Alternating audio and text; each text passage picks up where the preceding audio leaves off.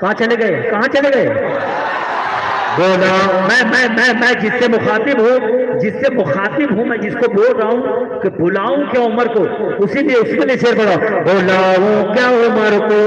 تم لوگ یزیدی ہو بتاتے ہو حسینی، بلاؤں کیا عمر کو تم لوگ یزیدی ہو بتاتے ہو حسینی، تم لوگ یزیدی ہو بتاتے ہو حسینی، بتاتے ہو حسینی، چل جائے گی تلوار بلاؤ عمر کو، چل جائے گی تلوار بلاؤ عمر کو، کر دے گے تڑی پار، بلاؤ کیا عمر کو، بلاؤ کیا عمر کو، بلاؤ کیا عمر کو، بلاؤ کیا عمر کو۔ دیکھیے جو شاعری کرتا ہے، جو شاعری سمجھتا ہے، اس کو معلوم ہے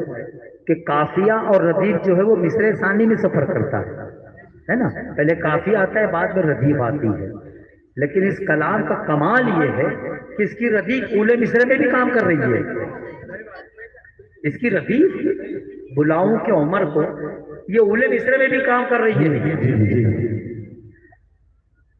ایسے نہیں جائے گا تو بستی سے ہماری، بلاؤں کیا عمر کو،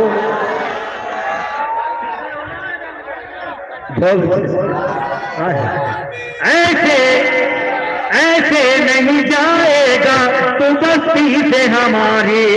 ایسے نہیں جائے گا تو بستی سے ہماری، بستی سے ہماری پڑ جائے گی دو چار، بلاؤ کیا عمر کو، پڑ جائے گی دو چار، بلاؤ کیا عمر کو، کر دے گے تڑی پار،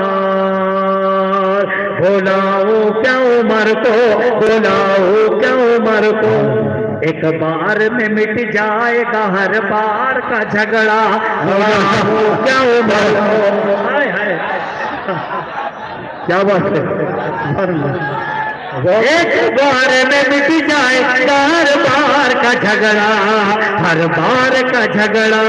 اس پار سے اس پار، بلاؤ کیا عمر کو،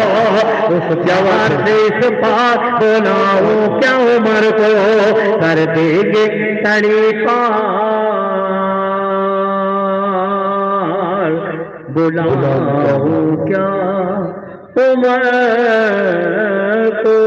اچھا ایک شعر میں بھول رہا تھا، آپ کے میرے علاقے میں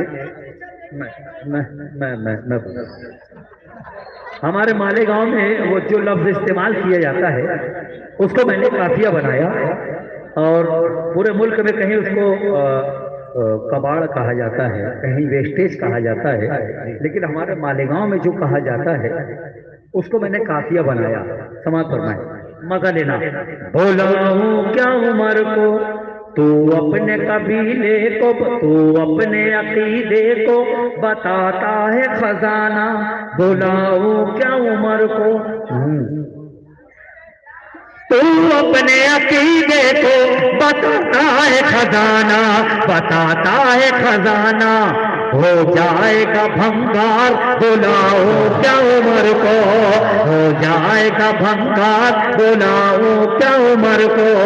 کر دیں گے تڑی پار، بلاؤ کیا عمر کو۔